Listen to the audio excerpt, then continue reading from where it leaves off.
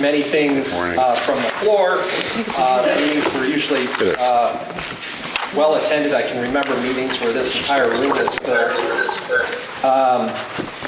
Those days have long since passed. It's typically pretty informal. And all I ask is, the first thing is, if those of you who are not a registered voter in the Taconic and Green District, could you just raise your hand? Okay, so we have a few folks. I'm pretty liberal about this, but just, procedurally, this is a meeting of the legal voters of the 9 towns of the Taconic and Green Regional District.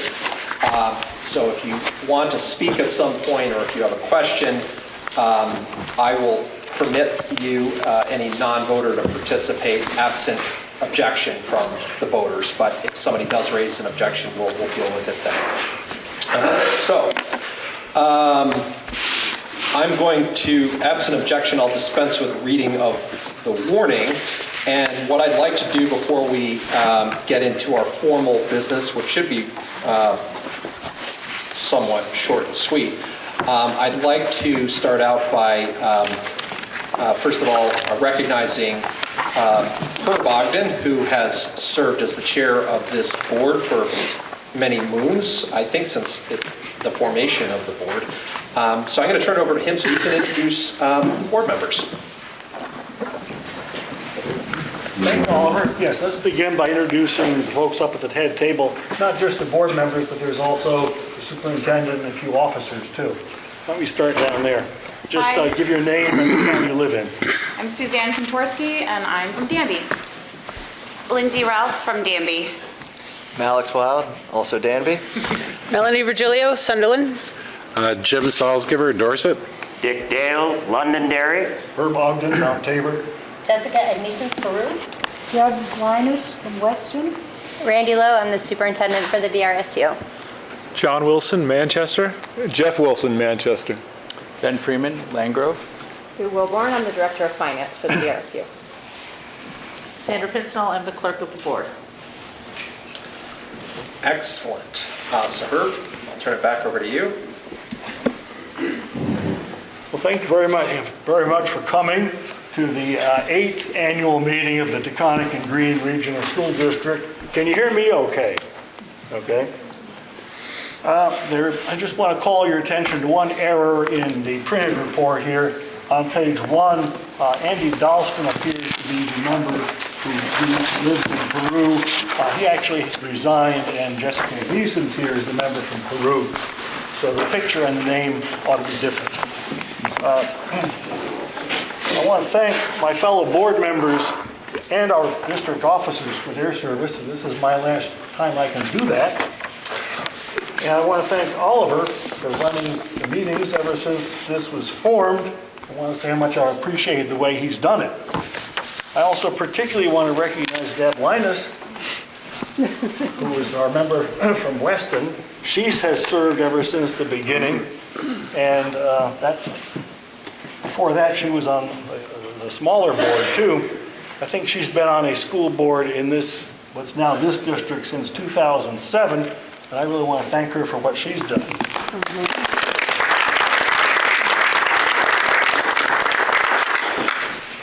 Got a few general comments before we discuss specific articles in the warning. I want to say the board is very grateful for the way Superintendent Randy Lowe has functioned as our chief executive.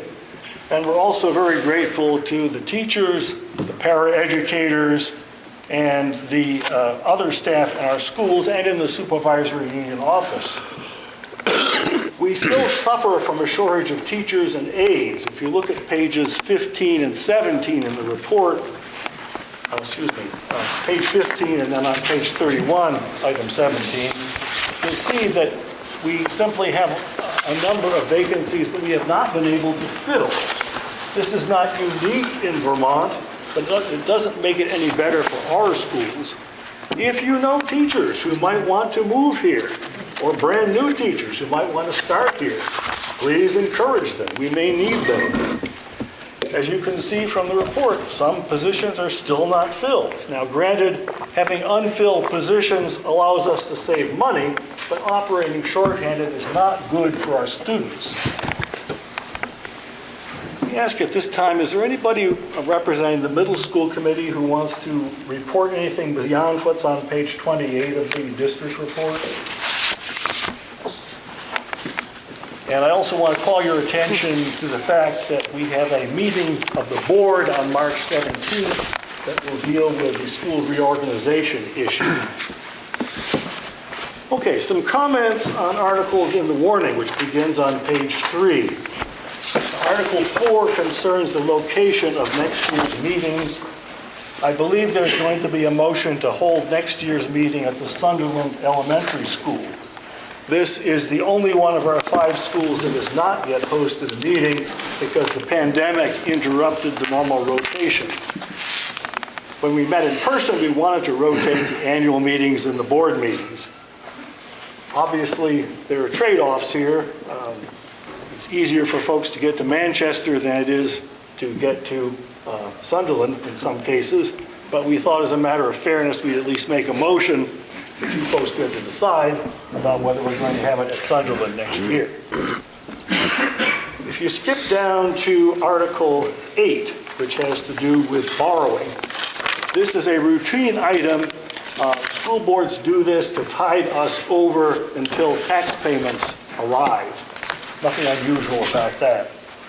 If you look at Article 9, the spending on the regular budget is up 2.2% if revenue is not subtracted, and there's more detail on page 25 of the green cover report. As shown on pages 24 and 36, the spending per weighted pupil is actually a 5% decrease compared to the state's estimate that school districts were going to have a 7% increase overall. Now there's a different figure in the warning. That's the 4.4% figure, and our business manager can correct me if I've misunderstood. I believe that is spending per unweighted pupil. It is per weighted, but the number is a little different simply because we had an updated count. Okay, so an old figure on weighted pupils. As you can see on page 22, the weighting counts some pupils as more than one if they're, for example, an English language learner or in some other group that requires extra resources. The state changed the weighting formula fairly recently. The budget does not use any of the tax stabilization reserve for the reasons given on page 32. One is that some expenses are hard to predict. Secondary enrollment increases could break the budget. Second, if you use money from the tax stabilization fund, it only postpones a tax increase for 1 year unless the education spending changes or the legislature changes the law. So if you rely on using the tax stabilization fund in the year when you stop doing it, there's a big shock. The tax calculations in this report are only estimates because the legislature sets essentially the tax rate only after the districts report their budgets and total statewide spending for the next year is known. Calculation is difficult for several other reasons. As most of you know, Vermont relies heavily on the real estate tax to fund education. This dates from when most people's ability to pay depended on how much property they owned, since most of them were farmers. But this relationship of ability to pay to property gradually disappeared. And some folks had to choose between paying real estate taxes they could barely afford or selling their homes. So the legislature added income sensitivity, allowing tax on homesteads of many people to be paid on the basis of income if their income was no more than $115,000. The result is that currently over 56% of the residents of the district don't pay the tax rates that you see in our reports, and this is shown on page 35. Because Vermont relies heavily on the real estate tax, it's important that property is taxed the same way in every town. Depending on when towns last appraised, this wasn't always true. So the legislature added something called the common level of appraisal. This adjusts the education tax rate depending on whether a town over or under appraises. This eliminates the advantage of owning property in an underappraised town and the disadvantage of owning property in an overappraised town. Another consideration here is that the budget reduces the tax rate in every one of the 9 towns in the district. And you'll see information on page 35 about the home state tax rates and how they would apply, for example, to a property worth $100,000. I want to call your attention to Article 10, which is secondary tuition. We pay Burr and Burton Academy's rate for Vermont independent schools. By law, the state, for other independents, we pay the state average or the announced rate for the public if it's another high school. Unlike most Vermont districts, we don't operate a high school. So what happens is described on page 29. Burr and Burton's rate is the lowest tuition charged by a private school in the district. Unless we want our own high school or find another good school with a lower rate, we pay what Burr and Burton charges. This year we asked Burr and Burton to increase its tuition as little as possible. As you can see from page 67, Burr and Burton will charge 4.8% more next year. This comes out of our overall budget, which is in Article 9.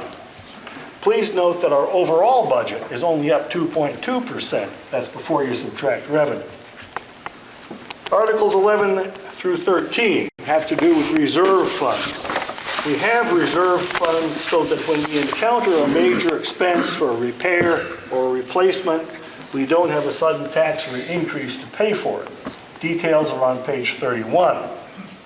Finally, Article 14, candidates for school board. Running is not as easy as it used to be because you need 30 signatures from voters somewhere in the 9 towns that are part of the district. In some of the small pre-merger districts, 3 signatures got you on the ballot. Everyone in all 9 towns votes for all of these positions. For example, I live in Mount Tabor, but I can vote to fill the seat that is reserved for someone who lives in Peru. More details on page 8. I think, Mr. Moderator, at some point, would it be okay if we invited any candidates who want to speak? Words? Yeah, let's do that afterwards. So I think we'll finish this up, and then I'm going to turn it over to Randy, and then we're going to bring on our legislators. And I just want to call your attention, again, this is all 9 towns, to the fact that I think there's going to be a write-in candidate for the person who lives in Weston. If you haven't already voted, please vote on town meeting day, and please note that the voting hours differ from town to town. As Oliver said, I regret to say this is my last meeting as chair of this school board. My wife and I have decided that our house on South End Road in Mount Tabor is not the best place to age in place, and we're returning to Rutland after 21 years down here. When that happens, probably this spring, I must resign from this board. I greatly appreciate the board's having me chair it since it was formed in 2017. I'll miss dealing with a group of people who were so good, thoughtful, and conscientious. I wish them and the superintendent all the best as they deal with proposals that would fundamentally change how schools are run in the state.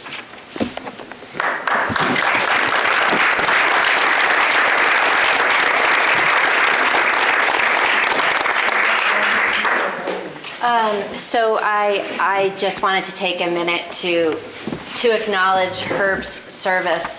He will be with us for another couple months, but this is a public meeting, and hopefully there's a lot of people watching who can join me in thanking him. Herb, how long were you on UD 23 and Mount Tabor boards? I think I started there in 2006. So, we have a couple of people, Deb Linus, who I get to sit next to tonight, and Herb, who have been serving on school boards for like decades. And it's a huge commitment, and And as a superintendent, to have board members who are as committed to the community, to our kids, to our schools, with a thoughtfulness and professionalism that we don't always see. It's been a real pleasure and a privilege to work with both of you. And Herb, thank you for your service as chair of the board. You are a strong advocate for everything that we do, and for holding us to doing what's right for everyone. So thank you, and I would like us to just give one more round of applause.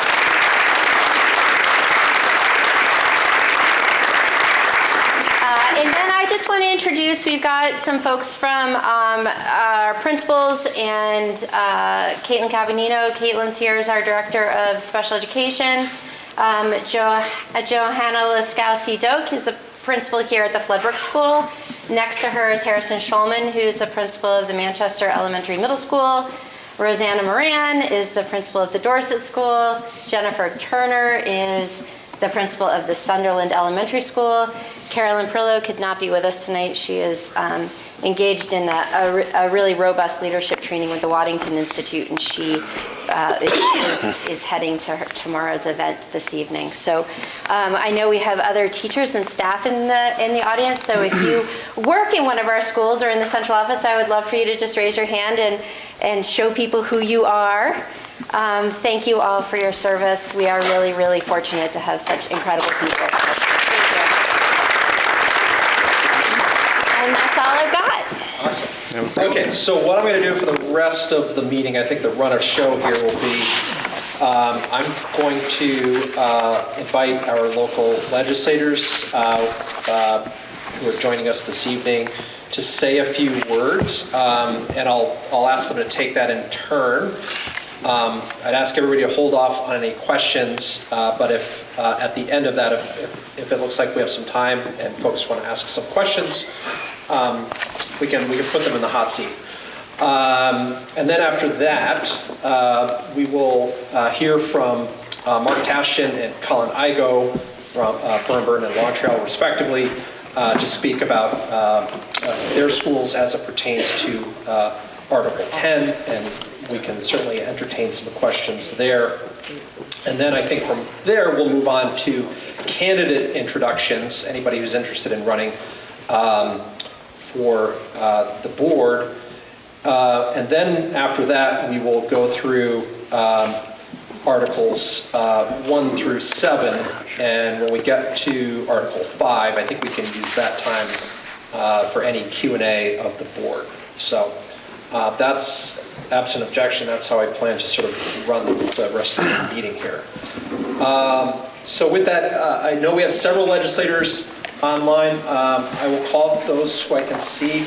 I did speak with Senator Bongartz, who indicated that he was not able to make it this evening, and he gave me a letter to read on his behalf, and I just want to make sure he's not on the screen.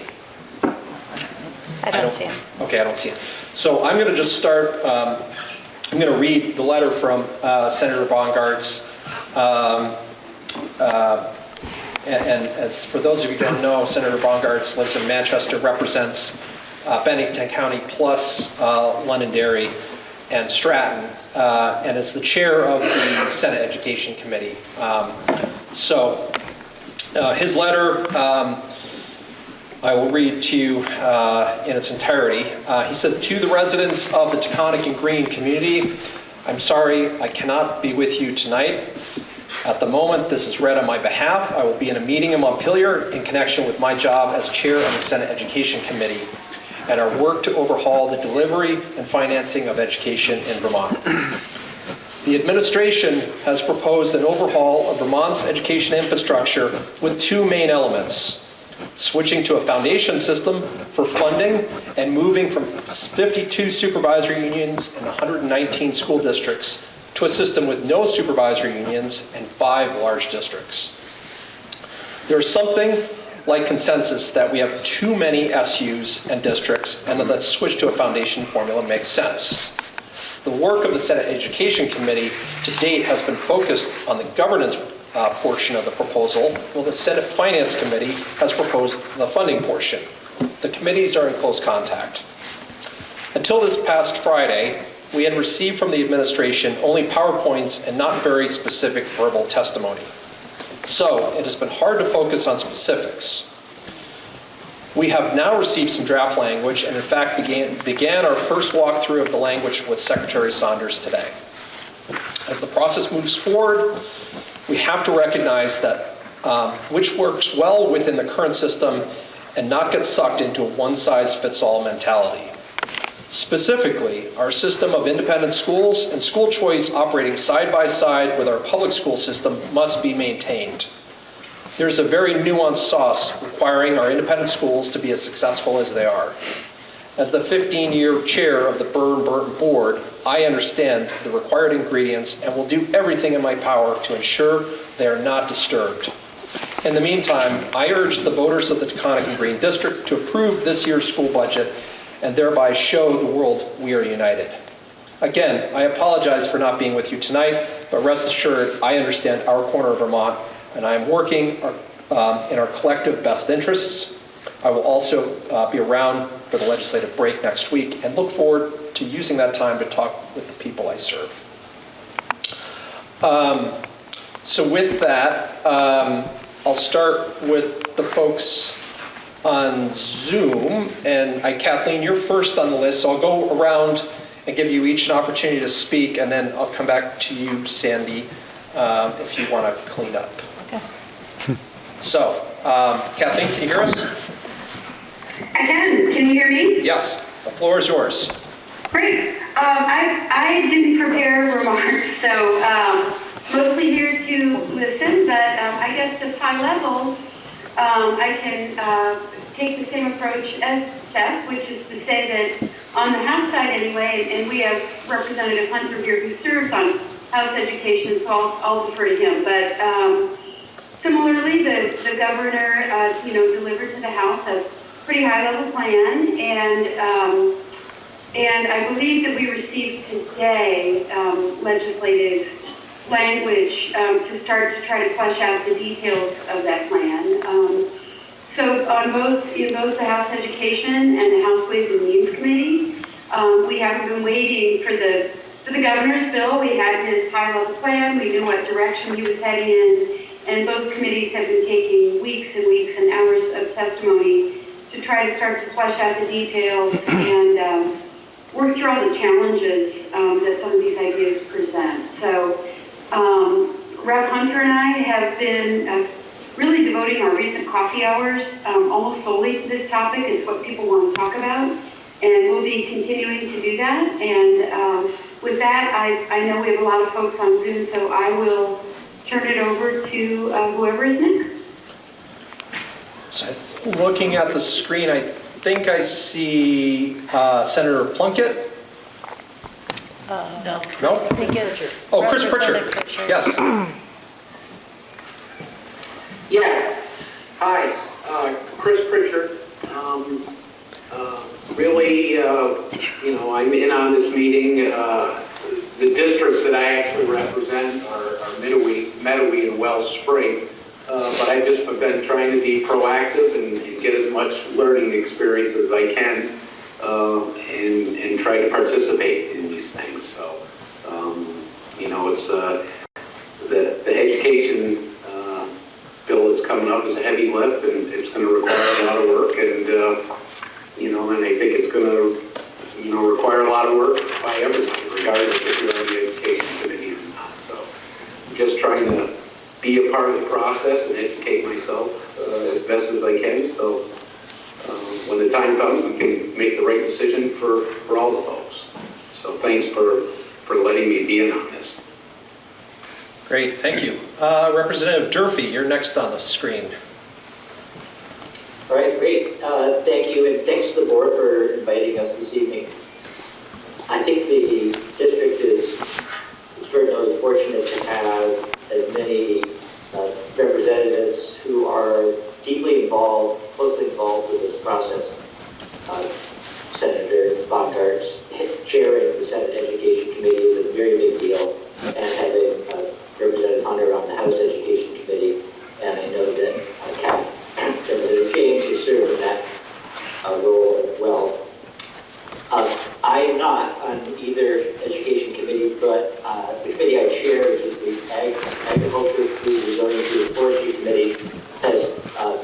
a lot of time this session, again, looking at universal school meals, which are critical, obviously, critical part of our school day for students, meals, that is.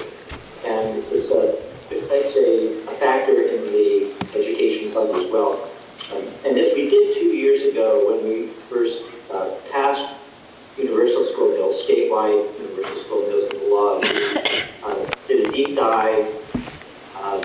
We had a unanimous vote of my bipartisan committee 2 weeks ago recommending that we retain universal school meals. The governor's budget proposal has called to repeal that. I'm pretty confident in saying that that won't be happening. There's wide support across the political spectrum for this program in both the House and the Senate. So I'll be happy to answer any questions about that when it comes around to question time and all. I'll stop there and let's move on to the next person. Alrighty, Representative Hunter, you've got the hot seat. I guess I do. And I'm pretty sure I won't be able to say anything too articulate at this moment, but I'll tell you what I'm thinking.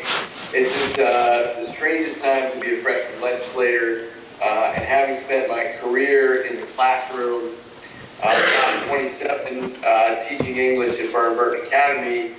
I am well aware of our public schools, our independent schools in the region, and I literally spent the afternoon in a mind-numbing rollout of the governor's bill, about 109 pages of it. We did not get finished. And I will tell you that there's a lot in there.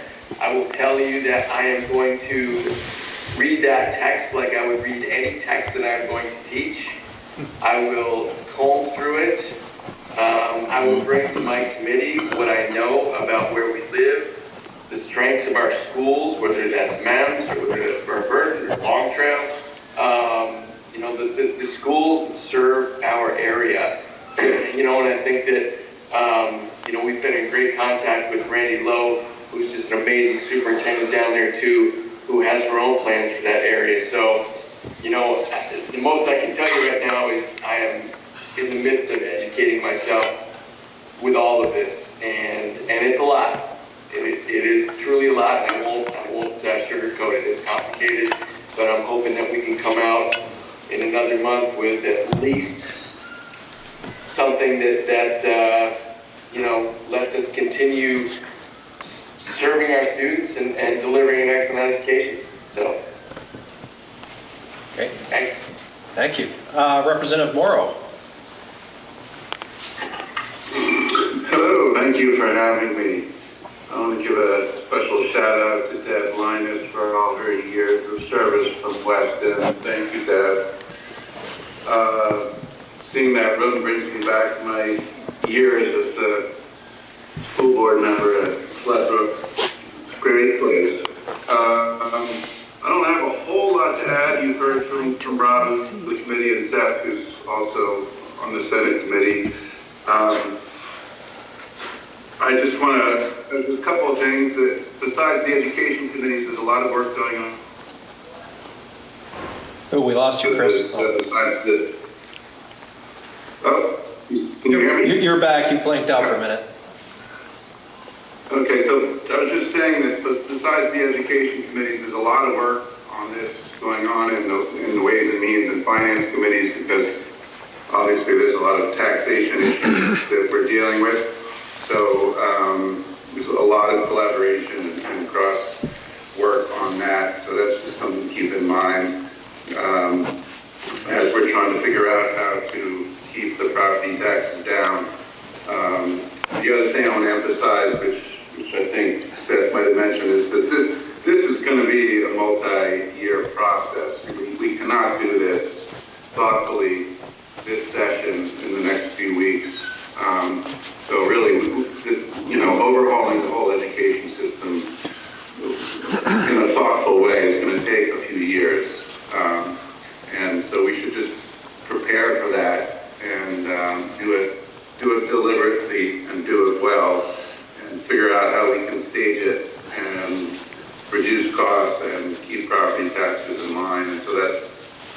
those are all our goals up here, and I'm sure Rob's going to figure it all out. No pressure. I see another face, but I think it's somebody in the room here, not a legislator. is. I don't reckon. Okay. Representative Pincinel. Well, I'll just agree with everything they've said. I serve on the Government Operations and Military Affairs Committee, so I'm not seeing a whole lot of the education stuff coming through my committee as of yet. Certainly hearing a lot of it in the halls and in the cafeteria, but it's disheartening to see what they're trying to do to our independent schools, and nobody really wants to get into a conversation with you about it because they just don't like it.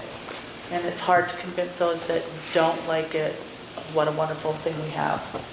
And so it's frustrating, and I get very red-faced and angry, and there's a couple of the guys from the north that don't even want to talk to me about it anymore. So just, it's disheartening. Like, again, it's going to be devastating, and it's going to be a lot of twisting of arms to get them to bend towards us. So that's it.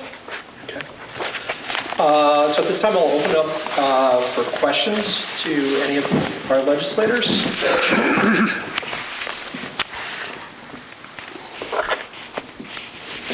Okay. Silent group. So does everybody, by the way, have a copy of this booklet? And you all paid attention to her description, because there's going to be an exit ticket when you leave the room. No, they have more of them than that. Okay. Final call for any questions for our legislators. There's a few small things happening in Montpelier that might impact our education system. Now's your opportunity. Yes? Whomever you would like to address. Mr. Cohen, if you, Rabbi Cohen, if you... This is for anyone on the screen and to separate our education system with the discussion of sending towns. And do we know if that is being preserved in the best that we've seen so far? Because that really is the signature of how we do education in this part of the world. Would anybody on the screen, like, I hate to put anybody on the spot, but I think it's a good question. I'm sorry, could you repeat that, Michael? Yeah. Oh. Can you hear me? The question is whether the concept of sending towns is maintained in any of the proposed legislation that you've seen so far. I think what it is that, and anybody can jump in here, that what we have right now are non-operating towns. We have a lot of towns in Vermont that do not have schools. I mean, really, the basis of Burn is the school, right? Like Manchester never built a school. So there are non-operating districts that tuition their students to certain schools. And under this plan, there would be no more non-operating districts. So in other words, they would have feeding patterns for certain schools, which is kind of strange to think about, kind of yes and no, and maybe they're going to say something like, well, the students who went to this school last year are going to go to this school. So that's, I mean, these are some of the details that aren't necessarily clearly defined. And I would say, from my point of view and from many people's point of view, this has been the frustration over the last 2 months. You know, we had a grand plan dropped on us, and we've been hearing in drips and dribbles little bits about it. The whole while, you know, having these, and for every question, a dozen more questions. So, you know, the idea is that there are no more non-operating districts, that everyone will be assigned to school. I don't know if that's an answer to the question, Michael, or not. I just got a hand signal from Rabbi Cohen. I think you've answered his question. For now. For now. To be continued. Feeling good. Other questions? Okay. quiet group. So with that, I think our legislators on the screen, you're off the hook. Feel free to stay with us for the rest of the meeting. I know some of you may have other commitments, so understand if you need to leave us. But with that, at this time, I'm going to turn it over to Mark and Colin to speak to their schools relative to Article 10. So, coin toss, who goes first? Mark, you're standing first, so you go first. All right. We're just too quick. Yeah, I'll let you. Okay, thank you. Mike's a little high. Oh, sorry. All right, hi everyone. I'm Mark Tashton. I'm the head of Burton Academy. This is my 17th year at Burton. I know this is supposed to be Article 10, but I'd also like to address the fact that what I'm really doing is representing Burton, and I want to talk a little bit about what's going on in Montpelier, because as we know, as a state, taxes have been going up rapidly, and the governor has, as you heard, presented plans for substantial, major education reform. What I want to say is that Burton has existed since 1829 to serve the public. And I'm going to speak for Long Trail for a moment because it's your 49th anniversary. And Long Trail was formed also to serve a segment of that public. And my sincere hope as we move through this education reform, and I think it's a community hope, is that we continue to be able to provide the kind of quality education at the high school level that I think our towns and our residents and our communities have been appreciative of and supportive of. And so we're paying very close attention to what's going on in Montpelier. And I want to make clear tonight, and I want to make clear in Montpelier, that we think we're part of the solution too. The state has a cost problem, and I think the overall goal of the governor, understandably, is to bring education costs under control, while also talking about quality and improving quality of education, preschool through 12th grade and beyond. And that's in this state's interest, and it's in our community interest. And so again, any way we can participate in that, we want to be part of the solution, not standing in the way of the solution. So that's number one. Number two, Seth Bongartz wrote that letter that Oliver just shared, Mr. Moderator shared, excuse me. And I think he ended saying something along the lines of supporting this budget. Not just the Burton tuition with Article 10, but also I think it's Article 9, the school budget. Supporting that is a really important statement to Montpelier about how this community views this unique and I think we all agree, powerful partnership between independent schools and public schools. So I'm going to urge you not just to vote yes to Article 10, the Burton portion, but that this whole budget should be approved. And I think it's an easy ask because taxes are going down, and so it's a good time to make that ask. But that's also part of the messaging to Montpelier so that they know that this community cares very much about education.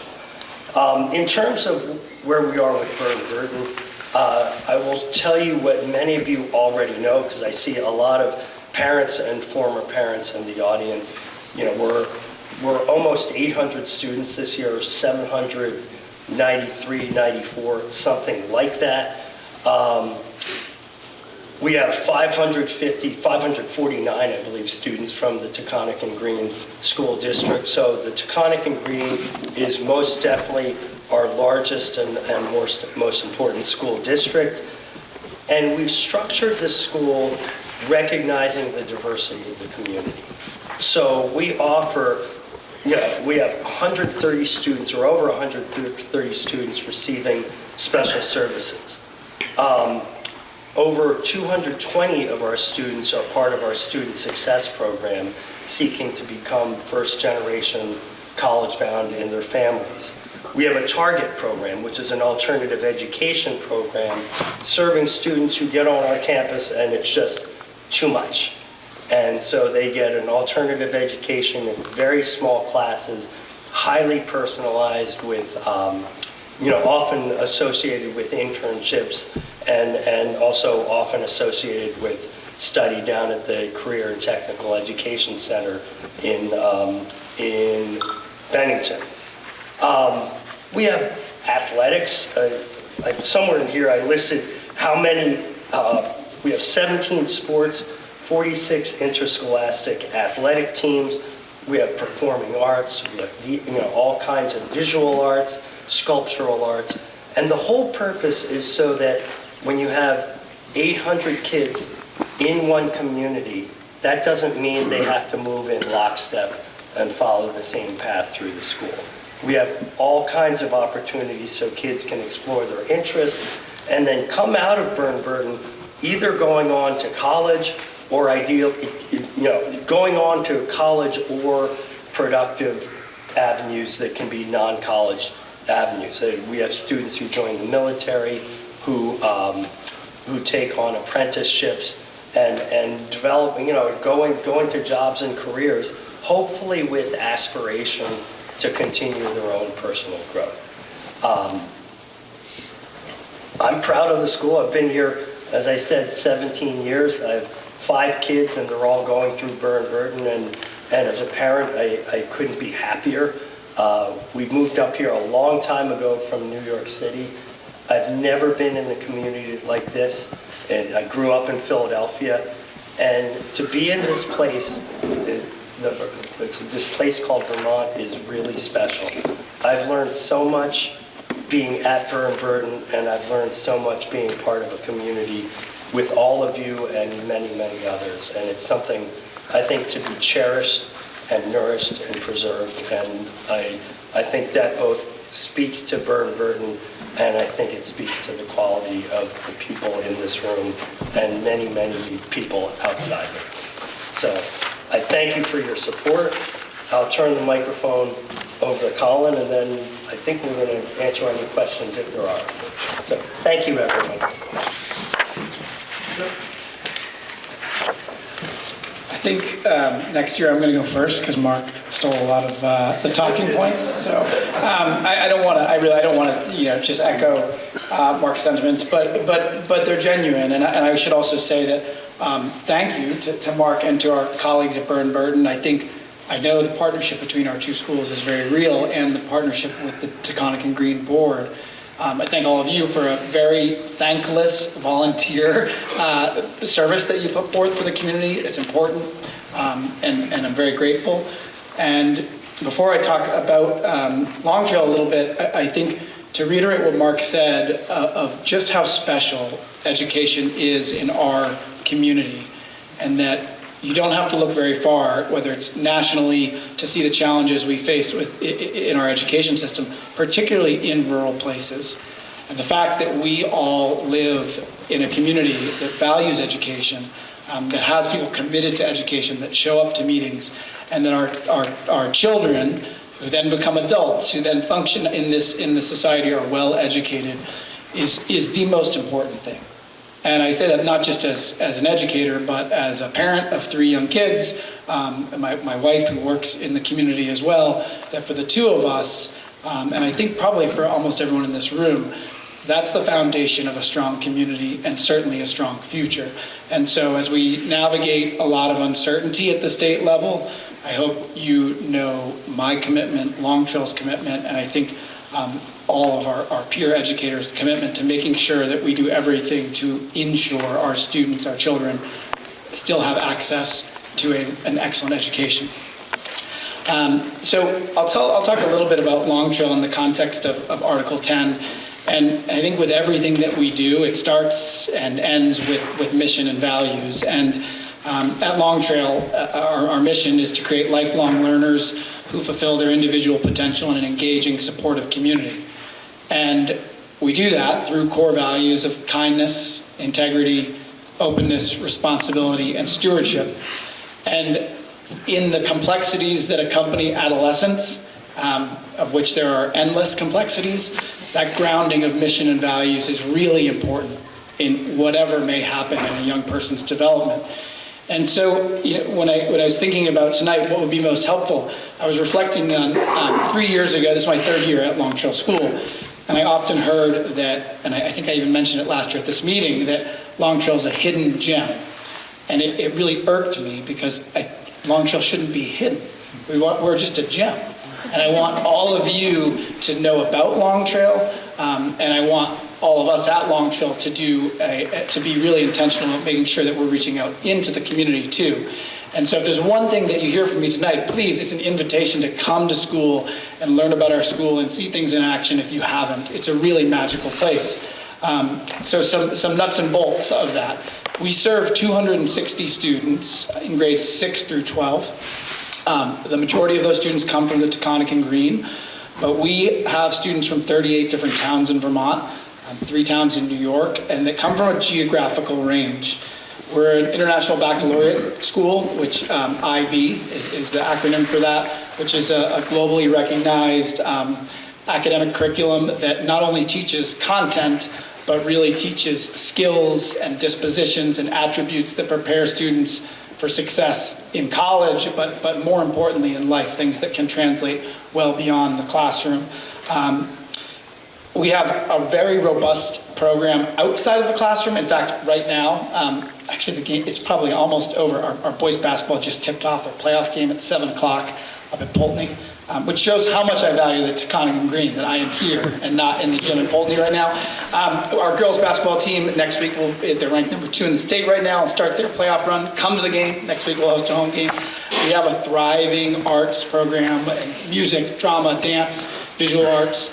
And if you haven't seen a performance, you shouldn't miss it. Friday Memorial Day, mark your calendars right now. It's the best show in town, I guarantee it. Long Trail Sounds. But the point being that our offerings we are very proud of what happens in the classroom, but we're really focused on developing well-rounded people, well-rounded human beings who have a strong academic foundation.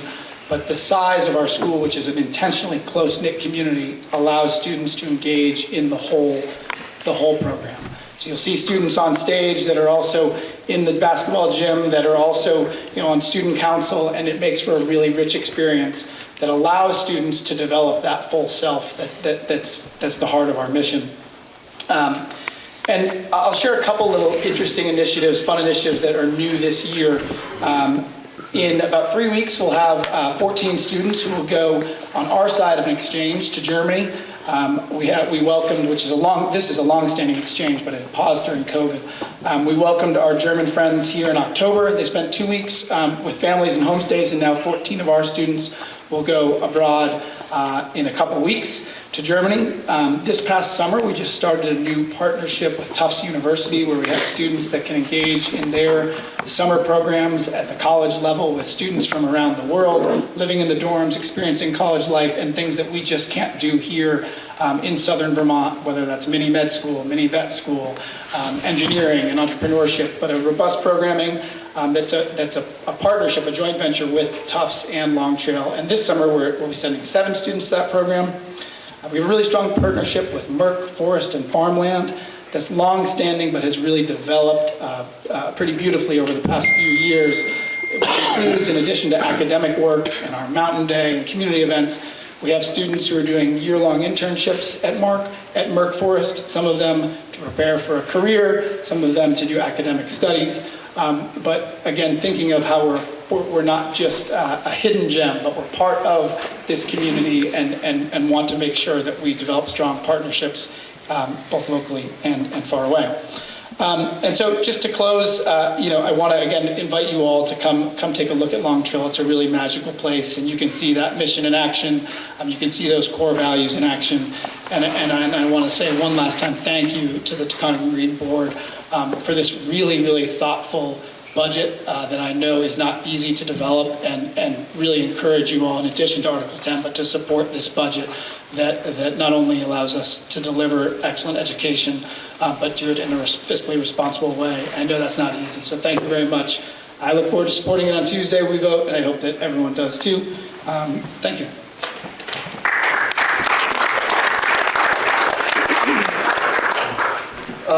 So any questions for Mark or Colin on Article 10? No? Okay. So I think with that, we would love to hear from any, Herb, if you could remind me what vacancies we have. Yes, we have 4 seats that are reserved for residents of the 4 largest towns, Londonderry, Danby, Dorset, and Manchester. Those are in addition to the 9 seats that are each reserved for 1 resident of each of the 9 towns in the district. So those 4 seats are up for election this year. In addition, we have the member from Peru, whom we appointed, Jessica here, and she's on the ballot to serve a full term. Let me just correct something I said earlier, by the way. I said there was going to be a write-in for Weston. We had hoped there could be, but we weren't able to arrange that in time. So instead, Deb is going to serve another couple of months, and then we'll be appointing a person from Weston. And luckily, we have at least one who is interested. Wonderful. So are there candidates in the room for any of these open seats who'd like to introduce themselves?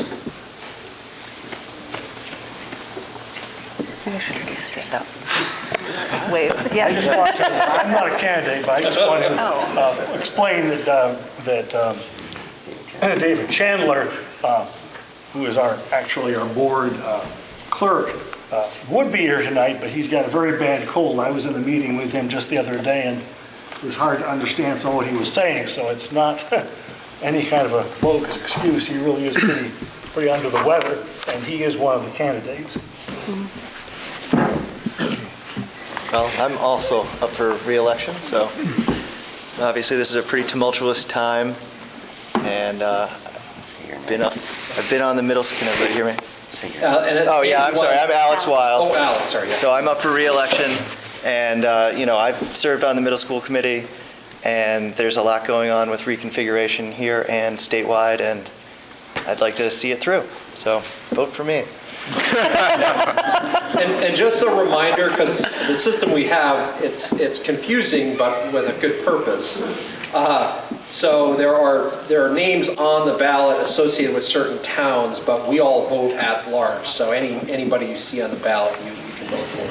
And Alex, if I recall, you're from Danby, right? I am, yes. Okay, but anybody from any of the 9 towns can vote for any of the candidates. And then Jeff. Yeah, Jeff Wilson from Manchester. I'm running for re-election. I've served on the board for 4 years. Look forward to, hopefully, if I can win the vote this time around, serve another 3 years. Lived in Manchester for 39 years.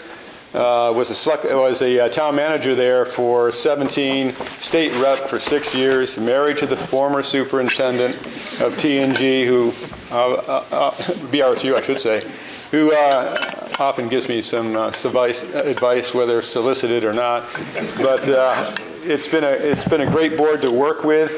I think everybody is very cooperative and civil, and I've really enjoyed it, and hope I can again serve the community and serve the voters of the region. Thank you. And I'm Lindsay. I'm from Danby. I've been on the board for 6 years now. I'm also on the BRSU board and the Community Engagement Committee, and I have 2 kids that right now attend Courier. So I look forward to hopefully continuing on and getting your vote. Go ahead, go for it. Yeah. Yes, absolutely. Hi, I'm Kelsey Moskowitz. A little bit about myself. I'm clearly trying to get a seat on the TNG board upcoming. I am a former high school English teacher. I have 3 children. in the TNG school district. I have one student at MEMS, and I have two at the Dorset School. I'm currently the president of the Dorset Parent Volunteers, which is our PTO group.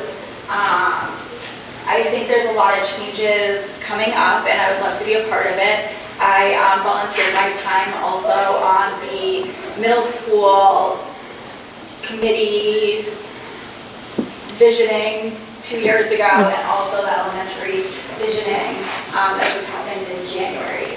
So I think it's important that parents are involved in the changes that are going to be coming up. So I really appreciate your vote next week. Thank you.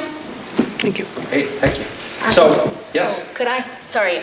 So I'm Jessica Agnesens, as Herb said. My family and I moved here from Austin, Texas in September to Peru, which sounds crazy to say at this time of year. But we love the community, and we're here because some of our best friends moved here 3 years ago, and we've just been falling in love with everything about here. My son is in 4th grade here at Floodbrook, and I really hope to continue serving the students, the educators, and all of you in the next election. Are there any other candidates? So my math is not great, but I think I heard that there are 5 openings and 6 candidates. Do I have that right? One of them is just from the town of Peru. Right. Where the other 5 will be 4 will be selected of the 5 from the at-large. At the at-large, that's Yes. right. Okay, thank you for that. So this is quite remarkable, because I think this is the first time in my memory that we've actually had a competitive race, which is, I think, is a great thing for democracy. It's a little disheartening, and we heard, Weston, there isn't anybody on the ballot. You can't even find a write-in candidate. So I think, certainly wish all the candidates the best, and it's good to have people who are engaged and willing to serve. Any other candidates? Okay, so with that, we will proceed now with the formal business of the meeting. Which is the warning is on page 3 of your little green book here. And we'll start with Article 1. I'm supposed to. So just to be clear, Articles 1 through 7 are all done from the floor at this meeting.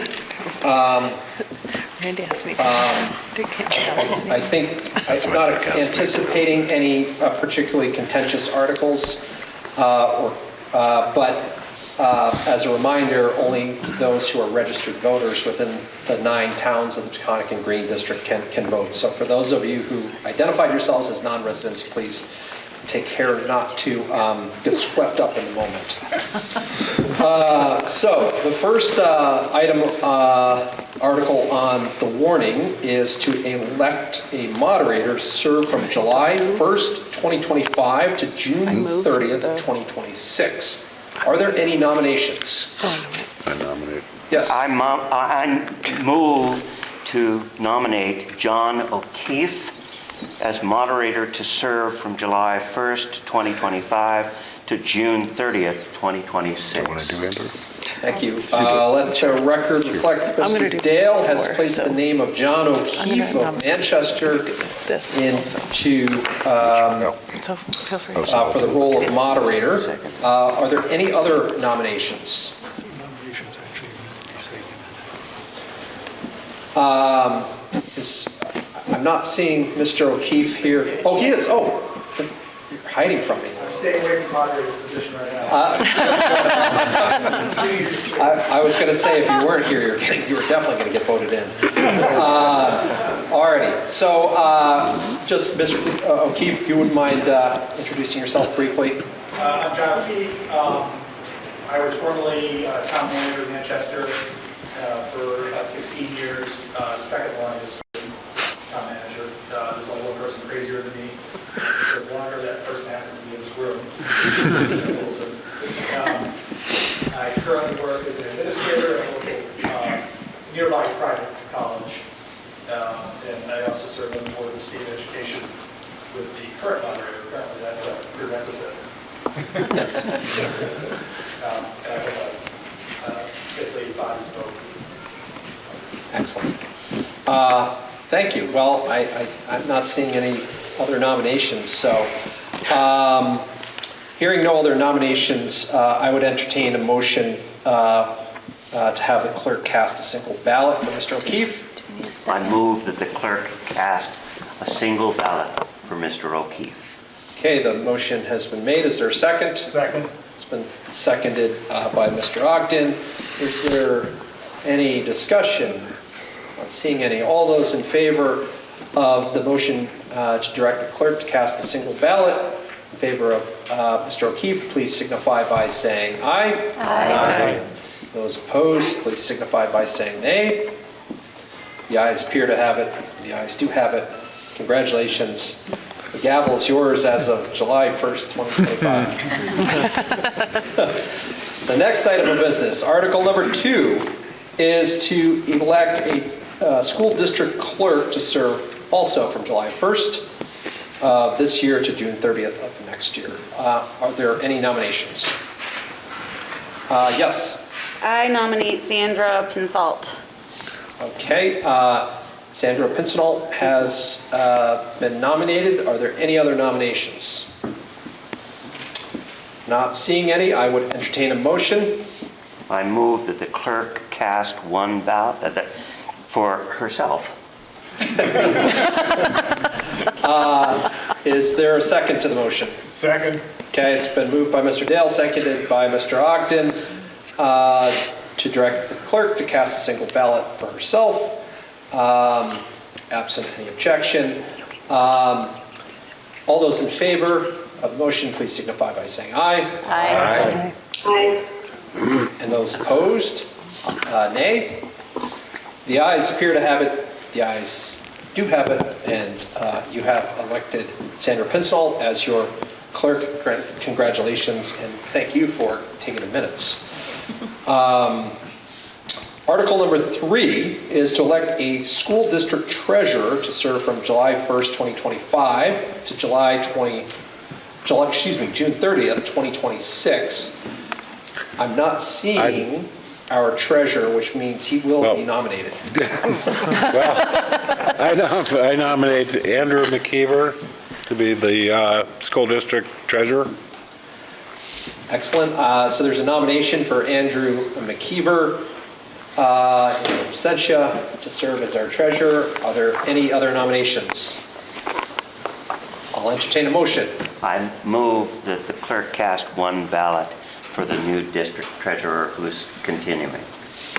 Excellent. So is there a second to the motion? My second. Second. It's been seconded, so it's been moved and seconded to direct the clerk to cast a single ballot for Andrew McKeever to continue to serve as our district treasurer.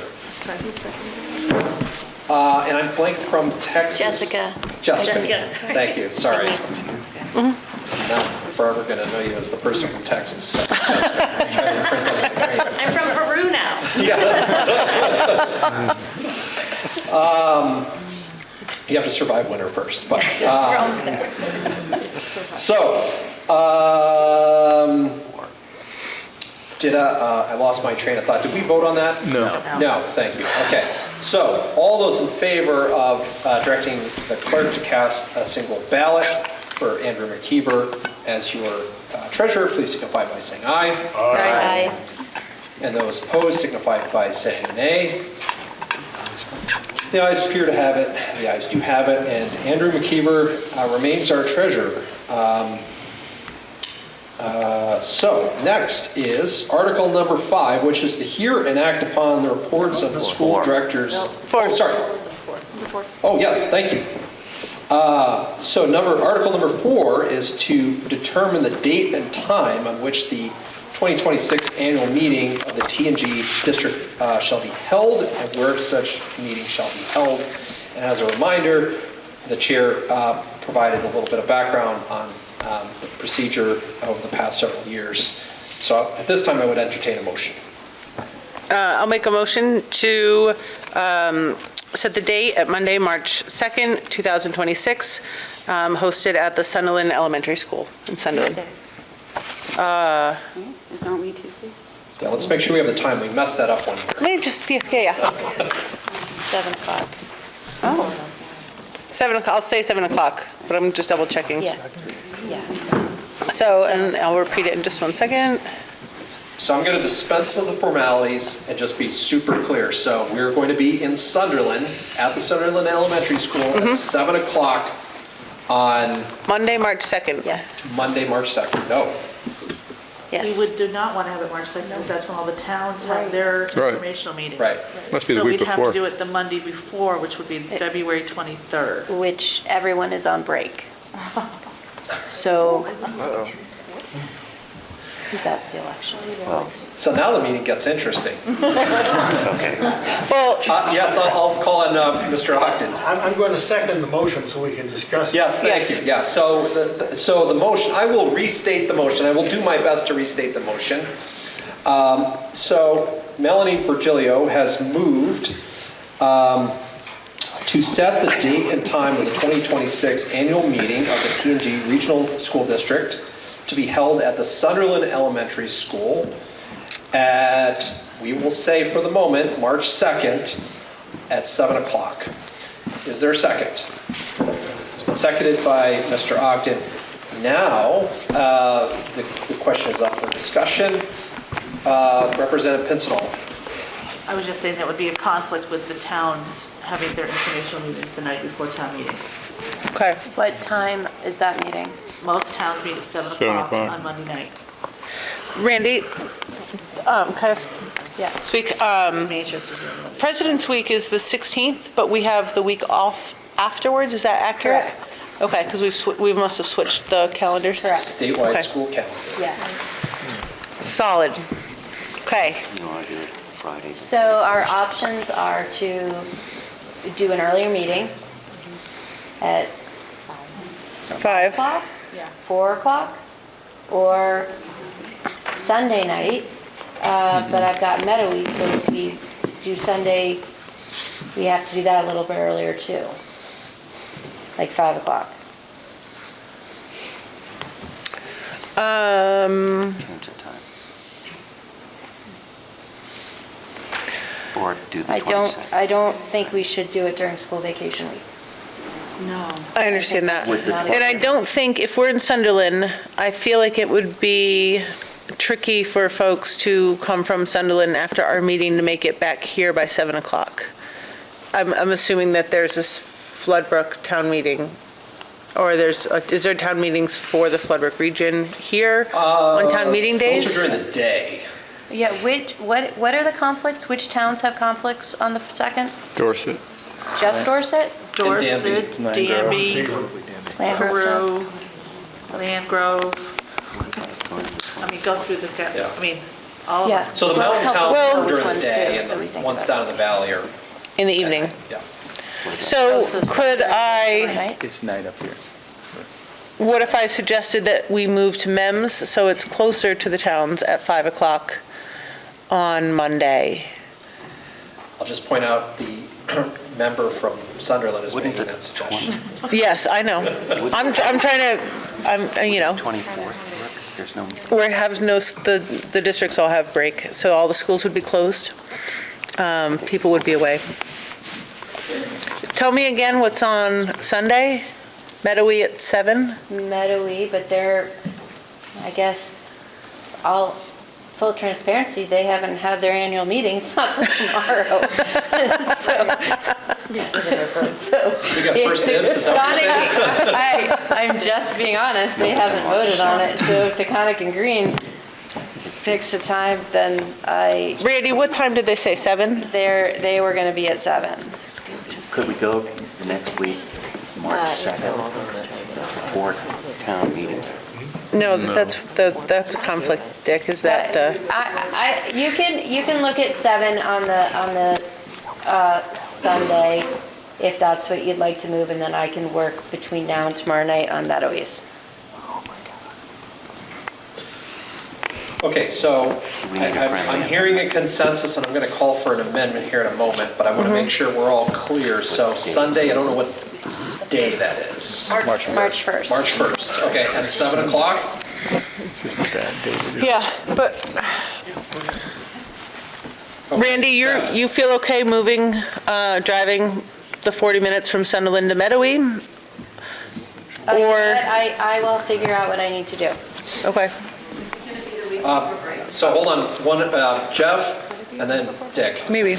Yeah, I was fine with Mel's recommendation. I thought that was a good idea. 5 o'clock on the Monday in Manchester. 5 o'clock on the Monday in Manchester. I think our meeting's at 6 up here. It is, the point was, I was hoping to go to Sunderland because we haven't been there since we were the TNG in 2018. Okay, so we've got a bunch of questions queuing up. I'm going to go to Yeah. Mr. Ogden and then the audience. This is a problem. So I move to amend the motion to change the date to Sunday, the 1st of March, leaving the location at Sunderland. And the time? And the time at 7. Okay, so Mr. Ogden has moved to amend the motion that's on the table so that the meeting would be held on March 1st at 7 o'clock in Manchester? Sunderland. Second. It's been seconded by Mr. Dale. We're now on the amendment to the motion. Is there any discussion? Question, audience. I just wanted to, I actually have the schedule for this year's, all of the town meetings within the district. So if it was going to, I know you've amended it, so we're looking at Sunday, which doesn't conflict with any, but Monday,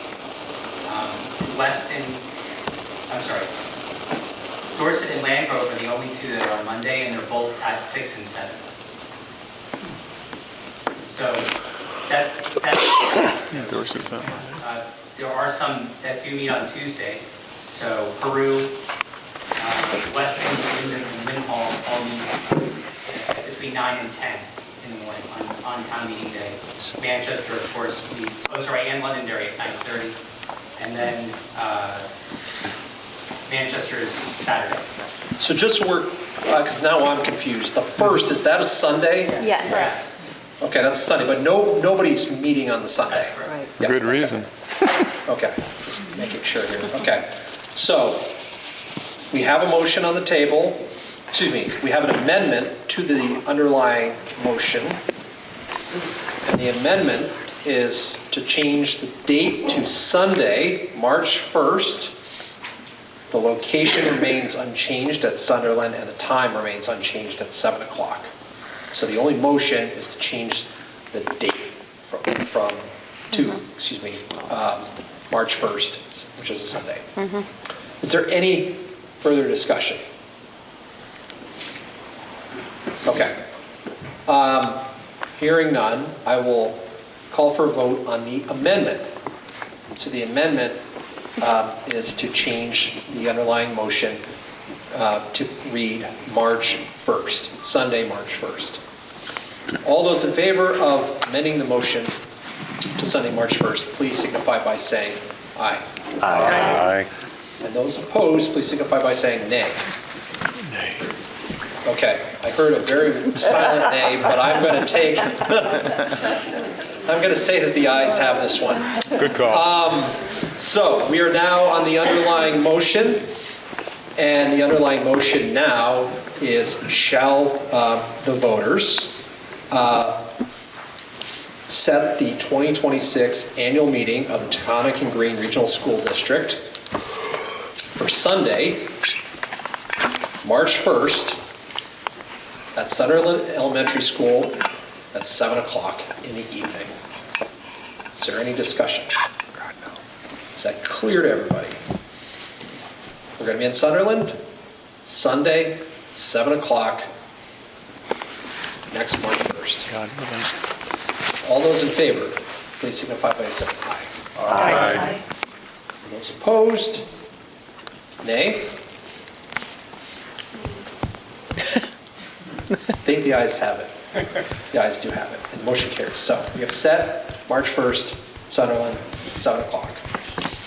Okay, so now we are at Article 5, which is to hear and act upon reports of the school directors and officers.